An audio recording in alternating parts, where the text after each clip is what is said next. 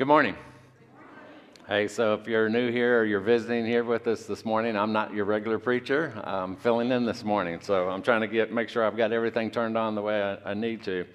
So I'm like most of you, most of the time, getting to sit down and listen to the sermon, and I really enjoy Seth's preaching. And what I like most about Seth's preaching, it seems like every week I learn something new, and Seth does a wonderful job, so I appreciate that.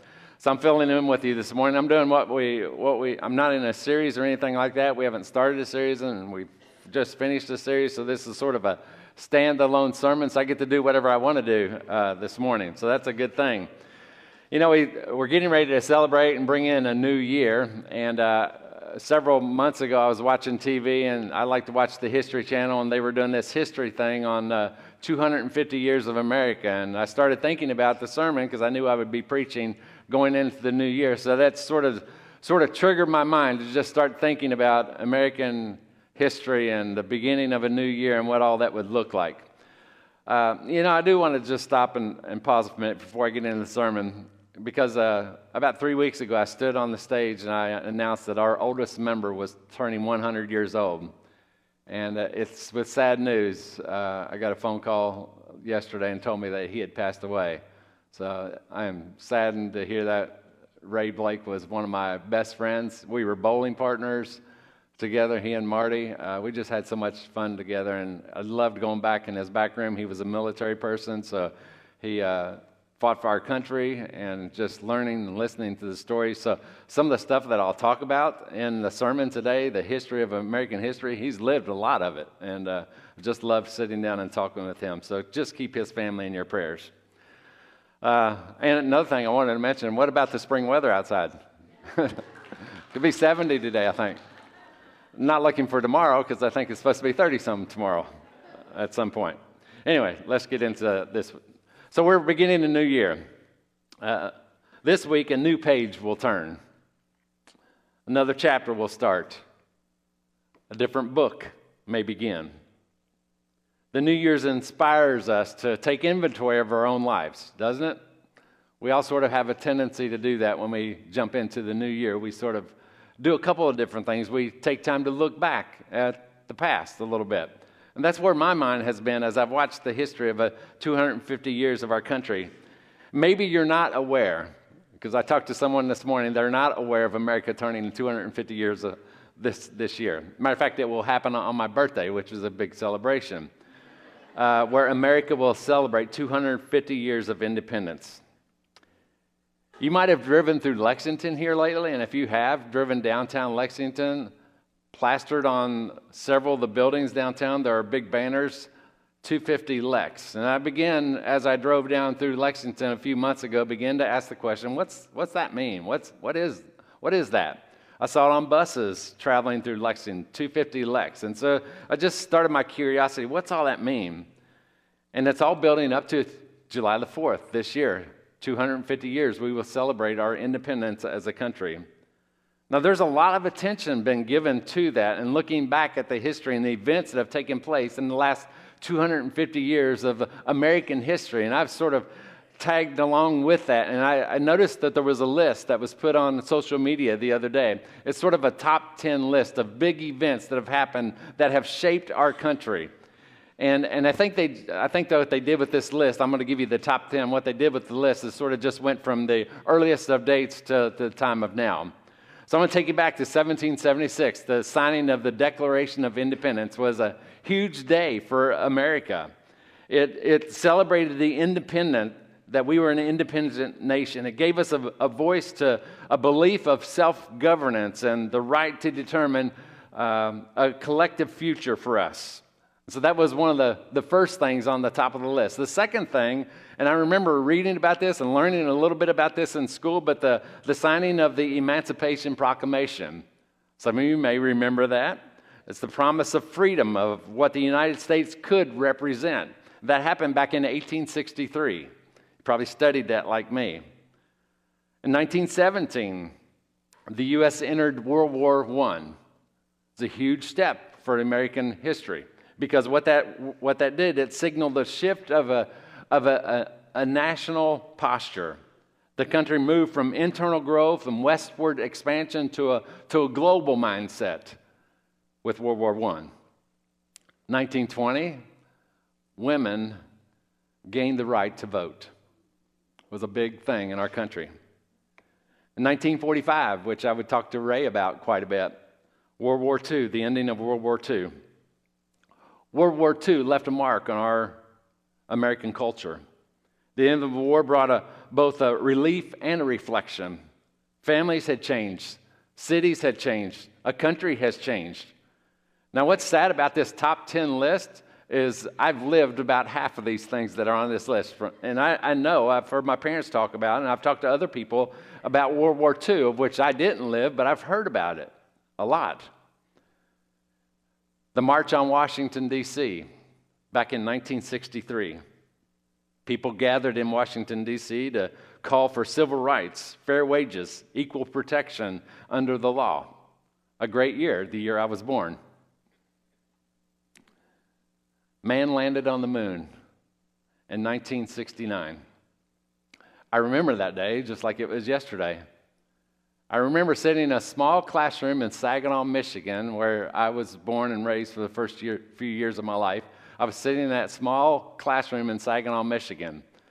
Now, it's funny, I looked up the date of when that happened today, or this week while I was sermon prepping, and that happened in July. And I'm thinking, why was I in school in July?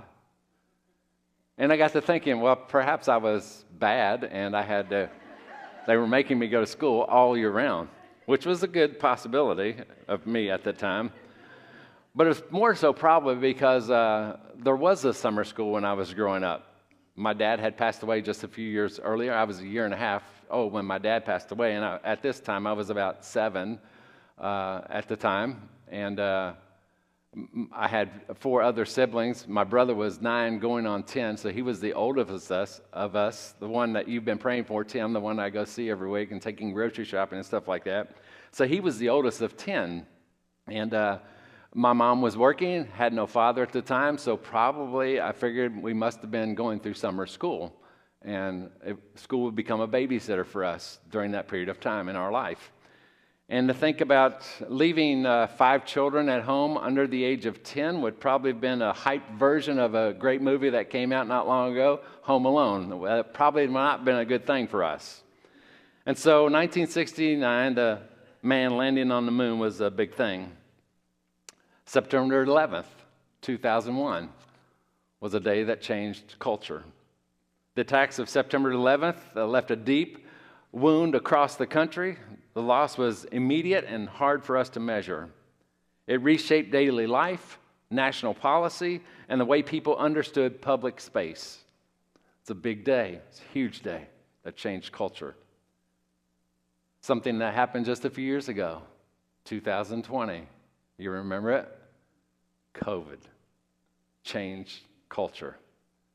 The year 2020 brought a series of disruptions that touched nearly every household. A public health crisis changed how people moved through the world. It was a big thing. And this year, July the 4th will be a huge day for us, and we will remember it for a long time. We will celebrate 250 years of independence as a country. You know, I looked at that list, and that list doesn't include a lot of things on it. It includes a lot of things that shaped culture, but it doesn't include any of the technology advancements that we have and that we've experienced in our lifetime. It doesn't talk about electricity. It doesn't talk about trains, telephones, automobiles, televisions, airplanes, computers, cell phones, the internet, and whatever else there has been. It doesn't talk about any of those things. So as we begin a new year, going into a new year, it is a time for us that we take time to go back and we reflect on what's happened in the past. And this is a good year to do that because all of America will be doing that as we celebrate 250 years. But it's also, as we begin a new year, it's also a time when we begin to look to the future.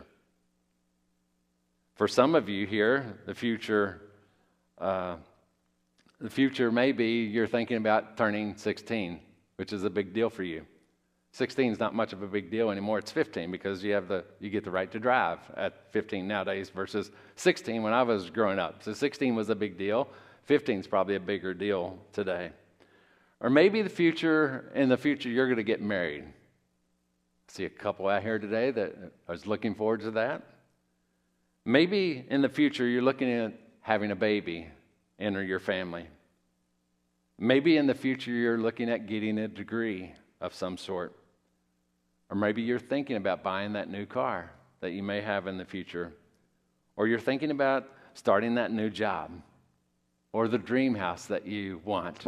Maybe you're thinking about those types of things. Maybe you think about traveling to new places and seeing new things in the future. Maybe your mind is thinking about retirement. So it is a time not only that we look back, but it is a time as we go into the new year where we also look forward to things. The truth is this, is we spend way too much time thinking about the things in the past, and it's good to think about the things in the past, but we can't live in the past. And we spend a lot of time thinking about the future, and we worry about the future because it's not even here yet, so we think about the things that may be here one of these days. And yet we forget about living in the now, today.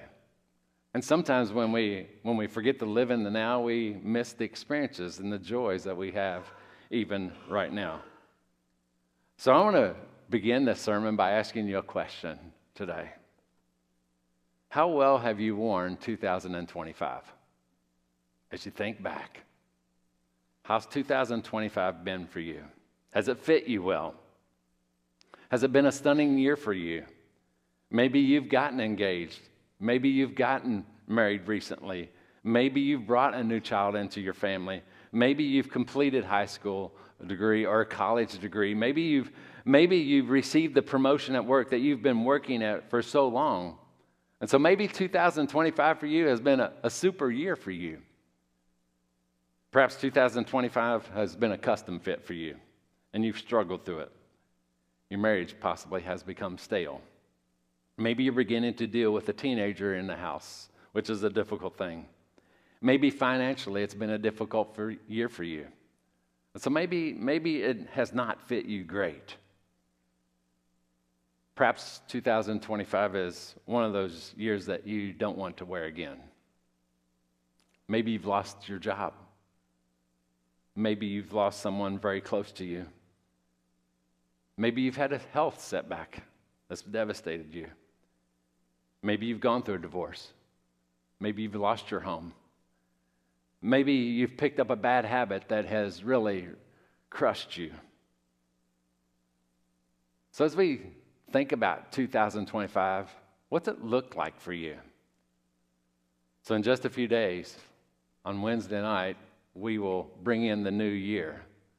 Most of us will gather together with family members and we'll sit around the TV and we'll watch the ball drop from New York City's Times Square. Do you know that ball, it's called the Ball of Hope or the Star of Hope? I've done a lot of research on it here lately, that ball. Why did we come up with that whole idea of dropping the ball in New York City and sit around on New Year's Eve? And I've done a lot of studying. Where'd all that come from? Let me share with you some research that I've come up with. The actual notion of a ball dropping is a signal of passing of time back long before New Year's Eve in Times Square. Matter of fact, the first time ball was installed atop England's Royal Observatory. You know what it was there for? The ball would drop at 1 o'clock every day, every afternoon, allowing the captains of nearby ships to precisely set their chronometers to that, a navigational instrument to tell time. They would set their navigational system to the dropping of the ball. It signified a changing of time. Now, after the success of that, there were 150 other balls that were put up across the world where ships would be able to see that. Well, the tradition is carried on today, even of the dropping of ball. Places like Times Square, which we will observe on Wednesday night, going into Thursday morning. New York actually held a New Year's celebration in the early 1904s, before the dropping of the ball. And it wasn't until 1907 that they dropped the big iron ball. It was a big iron wooden ball. It had a 125-watt bulbs in this ball. It weighed some 700 pounds, and they dropped that ball. From that date until today, this year, that ball has dropped every single year, with the exception of 2 years. You can probably guess those 2 years, 1942 and 1943, which is the ending of World War II, and it was known as dim outs. So the ball did not drop. And even though the ball didn't drop, crowds would still gather in New York City to celebrate a time of silence, and also the ringing of the chimes of the church bells would bring in the new year. Now, if I understand it correctly, that ball will drop twice this year. It will drop New Year's Eve night, going into 2026, and will also drop again on July the 4th to celebrate 250 years of American history. I think that's true. I heard that anyway. Everything you see on social media is right, correct? I've heard that on the news, so I think that's true. Over the years, Time Ball has gone through a lot of different changes. And my thought is, why would they call that dropping of the ball on New Year's, why would they call that ball the ball of hope or the star of hope? And I think it's because of the new year. Because each new year gives us a hope. It helps us to think about what the next year will look like and what kind of changes we can make in the new year to be better. I want you to, as you get ready to go into the new year, I want you to hold on to this one verse, and I hope that you'll do it all throughout the year, because I think it's a great verse that we can apply to our lives. And it's found in Proverbs chapter 17, verse 24. It's a pretty simple verse. It just simply says this: a discerning person keeps wisdom in view, but a fool's eyes wander to the ends of the earth. A discerning person keeps wisdom in view, but a fool's eyes wander to the ends of the earth. Maybe you might make that 2026 your key verse throughout the year, because there's a lot packed into that one little verse. I was looking at the New Living Translation, and it puts it like this: sensible people keep their eyes glued to wisdom, but a fool's eyes wander to the ends of the earth.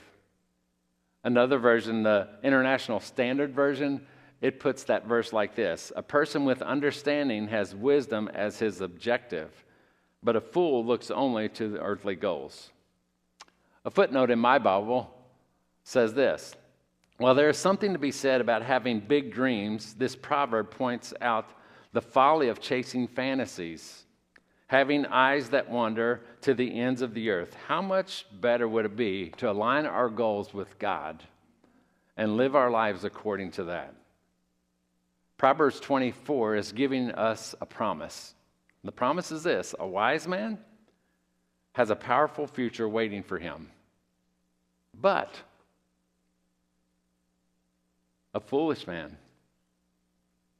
has his eyes on something else. His eyes are on the end of the earth. So what's the difference between the two, the wise and the foolish? I want to break those down for you today. It's pretty simple, pretty easy. Let's take the foolish man first. The fool's eyes, says Proverbs, their eyes wander to the ends of the earth. The verse is always fascinating me because I can visualize this person.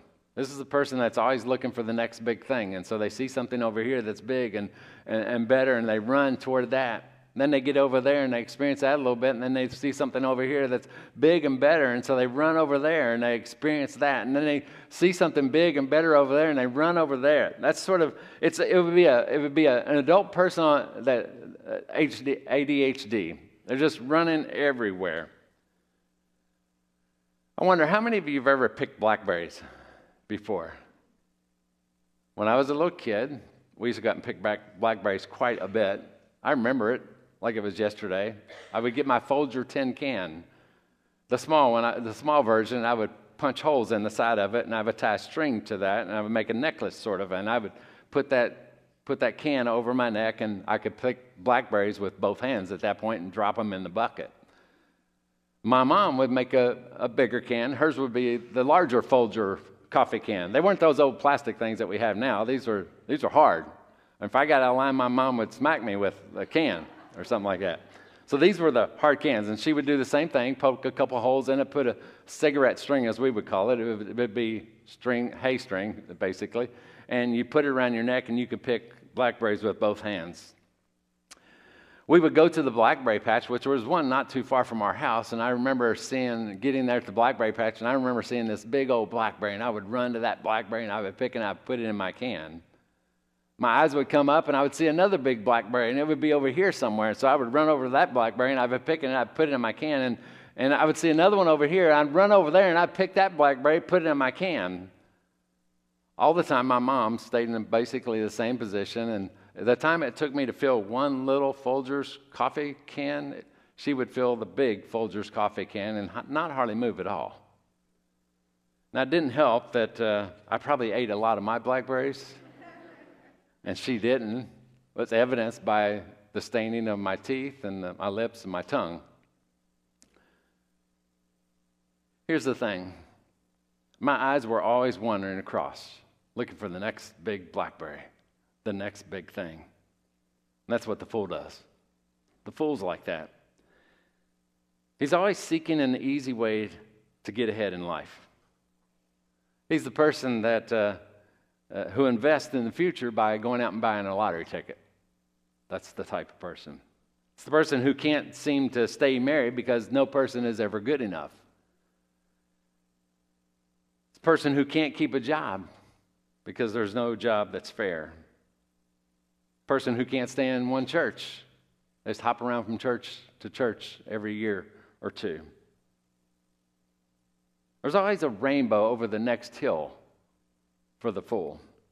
Their eyes are constantly wandering, looking for something different. They're constantly comparing, and they are never satisfied. It's like me, picking blackberries, hurrying from one blackberry to the next blackberry to the next blackberry. Sort of the analogy of that. The sad part about this foolish man, at the end, sadly, they've done less with their lives than what they could have. Not saying that they're not a Christian, not saying that they're not a believer, just simply saying that they haven't allowed God to use them like God would want to use them. Let's look at the wise man, though. Total contrast from the foolish person. The wise man. By contrast, the wise man has two advantages over the fool. Did you catch it in that verse? A discerning person keeps wisdom in view. He's focused. The wise man's focused. A discerning man keeps wisdom in view. He's not running over from place to place looking for the next big thing. He realizes that life is tough and that the only lasting success in life is keeping to the task at what's at hand. Not running to see what the next big thing is.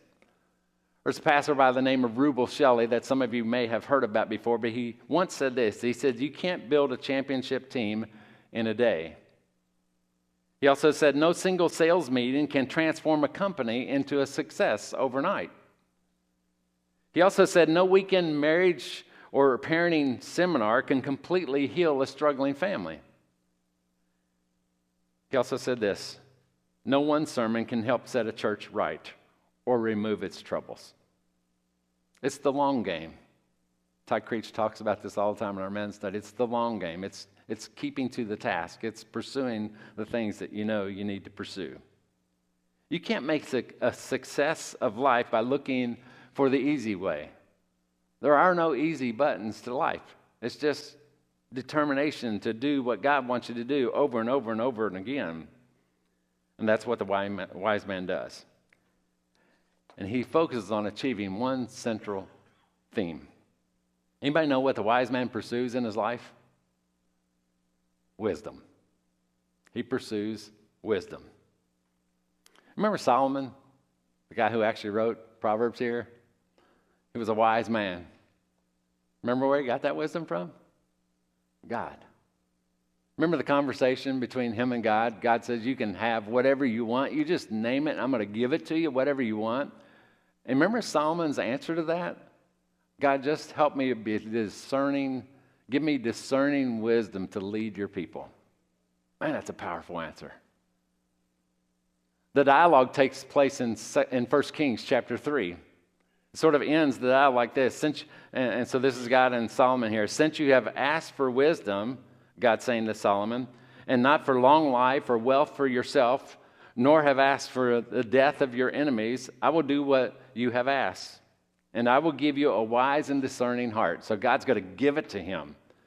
Moreover, the scripture says this, I will give you what you have not asked for, both riches and honor, so that in your lifetime you will have no equal among kings. That's pretty powerful. Solomon learned from experience that wisdom gained him an advantage in life, and that wisdom he knew came from God, and so it gave him an upper hand. Besides, what's the purpose of wealth if you don't know how to spend it wisely? What's the value of power if you don't know how to exercise it correctly? What's the use of having a position of influence if you don't know how to use it? A discerning man keeps wisdom in view. The second advantage the wise man has over the fool is that he knows where to look for wisdom. Where'd Solomon look for wisdom? To God. God is the one who gives wisdom. Matter of fact, James in the New Testament, chapter 1, verse 5, it says this, if any man lacks wisdom, he should ask God, who gives generously to all without finding fault, and it will be given to him. When we look at God for his wisdom in our lives, we're not only better off than the fool, we're better off than people who don't follow God's wisdom. Remember, Jesus once told a parable about the wise man and foolish man. You probably remember the little song that you learned in Bible school as you were growing up. Wise man built his house upon the rock. And in Matthew, the reading of that, it goes on, everyone who hears these words of mine and puts them into practice is like a wise man who built his house upon the rock. But everyone who hears these words of mine and does not put them into practice is like a foolish man who has built his house on the sand. You see, the more of God's wisdom we can gain in our life, the greater our advantage will be in the world. So here's how you can ensure that 2026 will be a good year for you. Ask for God's wisdom. How do you do that? You simply just pray and you ask. Know God's wisdom. Get into his word on a daily basis. Make it a habit of yours to get into his word, because that's where we gain wisdom, godly wisdom in our life. And then you simply just put that wisdom that you've gained through his word, you put that wisdom to practice in your life. And then you do that again. And you do it again, over and over and over again. You read, you learn, you get wisdom from God, you apply it to your life, and then you simply do it over, and you keep repeating that process over and over as often as you can. If we hold on to God, to his wisdom, then we'll be successful in the coming year. And we will lay hold of everything God wants for our lives. Remember the popular movie several years ago, Ben-Hur? It's a great story about Judah Ben-Hur. He was a prince who was falsely accused of treason to his adopted brother, an officer in the Roman army. He was stripped of his title, separated from his family and the woman that he loves, and Judah Ben-Hur was forced out into slavery. After years at sea, Judah had returned to his homeland. He wanted to seek revenge, but the problem is he had an encounter with Jesus. Changed his life. Started thinking about the crucifixion and where he discovers forgiveness and finds redemption. That whole movie is all about that transformation of Ben-Hur's life. One of the most fascinating scenes in that movie is sort of the climactic chariot race that required 5 weeks of filming, just that one scene in the movie. Some 15,000 people, fill-ins were on that one scene. 18 chariots, I understand, were used. 9 of them were used by the stunt people alone. In the spirit of authenticity, you remember the main actor in that movie, Charlton Charlton Heston was the main person. He wanted to make that as authentic as he could, that last scene. And so he learned to drive a 4-horse chariot himself. And so he would practice over and over and over again in this last scene. And finally it came to the time to shoot the last scene. In the spirit of authenticity, Charlton Heston went to the stunt coordinator and he said this, "I can drive the chariot, but I'm not sure if I can win the race." The director said back to him, "Chuck, you just make sure you stay in the chariot, and I'll make sure you win the race." Likewise, God says to us, you just stay in the game. Gain wisdom, keep doing what you're doing, stay in the game, and I'll see that you win the race. See, this week, many of you will take an opportunity to sit around Wednesday night. Perhaps if you're not asleep like most people are at that time, you'll watch the ball drop. And you'll simply make a New Year's resolution. Some of you will. Many of you will. You know, the studies show that according to research done by Dr. John Norcross, a psychology professor at the University of Scranton and the author of Changeology, he says this, Norcross's research found out that you're 10 times more likely to keep a New Year's resolution if you make one than those who are non-resolvers. He also found out that, contrary to public opinion, not all New Year's resolutions are destined for failure. He said nearly 44% of those keep their New Year's resolutions into the 6th month of the year. Norcross said taking time to answer 5 questions is the key to keeping a New Year's resolution. So how would you like to be in that 44%? Most of you will make New Year's resolutions of some sort or another. How would you like to be in the 44% where you still have that New Year's resolution even 6 months down the road? He says there's 5 questions that you have to ask. And here are the 5 questions. So before you make a New Year's resolution this year, I want you to think about these 5 questions because it'll help you. Question number one is, what's your why? Experts say to look deeply inside yourself to find the change that you really want to make in the new year. Perhaps your why could be, I'd like to spend more time with my family. So you may make a New Year's resolution, and that would be your why. I want to go home from work as early as I can. I'm not going to do overtime and all kinds of different scenarios with that. Maybe your New Year's resolution may be, I want to become healthier. And your why could be that I want to spend more time with my kids. I want to be able to spend time with my grandkids. I want to be able to play with them. Your why may be that you want to become a better spiritual person. You want to come closer to the Lord. And you think through all that. What's your why? Ask yourself that question before you make the New Year's resolution, whatever the resolution might be. The second question is this. What are your measurable goals?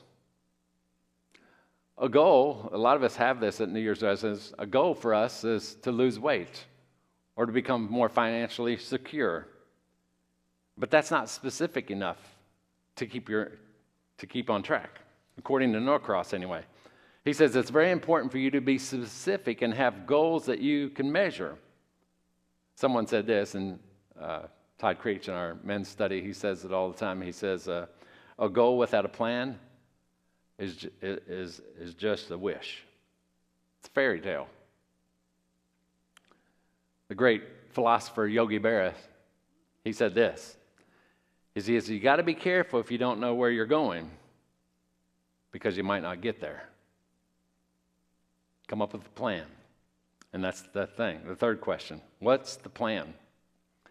He says, Norcross says, it's better for you to start your New Year's resolution in the middle of January or possibly even the beginning of February if you haven't made a plan. So you put your plan together and then you start it. Write down what you want to accomplish daily, weekly, monthly. What's your plan to get to your why? The fourth question is this, is who will be your support? He says the people who surround you in your in your quest for change are your positivity tribe. They're people that will come along when you fail and pick you back up and help you along. They're people that will come alongside of you and celebrate with you when you have success. It's your positivity tribe. Who are that group of people for you? The fifth question is this, how will you celebrate success? And he says it doesn't take a celebration of a big pampering yourself or something like that. It's just a recognition that you've accomplished something, that you've taken steps in the right direction, and it's a feeling, it's a pause in your life. It's a time to let those feelings sink in, that you have accomplished something. You know, the new year inspires us to take inventory of our current situation. I'm just wondering, as we get ready to go into the new year, is there anyone here today who would declare that some changes need to be taken in their life? Who you are today is not who you have to be tomorrow. We're going to offer a time for you to reflect, make a decision. As we sing a song, the front pews are open if you want to come and pray. The platform is open if you want to come and kneel and you want to pray. I'll be glad to pray with you if you want to do that. But the beginning of a new year is a time for some change. Most all of us probably need some change in our life to reflect, to do better, whatever those changes might be. Maybe for some of you here, you've never ever had a relationship with Jesus Christ, and it's a change that you start this new year off, and you want that. And I'd love to talk to you about that and what your next steps would look like with that. So I want you to go ahead and stand. I'm going to have a word of prayer. We'll sing a song, and if you want to come and pray, just please come and pray and share your heart, and make the changes that you need today as you go into 2026. Let's pray. Almighty Father, I thank you for your goodness. Thank you so much for how much you love us and how much you've sacrificed for us. And Father, as we get ready to go into a new year, it is a time where we reflect on what things are like in our life, and it's a time where we make some changes generally. Whether it's a New Year's resolution or whether it's just a commitment, whatever that looks like for each individual. And I pray that one of our goals would be in our life to draw closer to you, to gain more wisdom from you, to apply that wisdom to our life so we can become better people for you.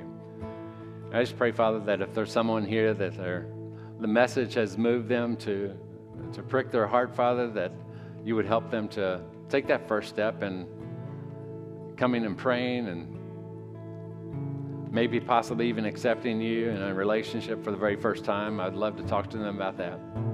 In Jesus' name I pray.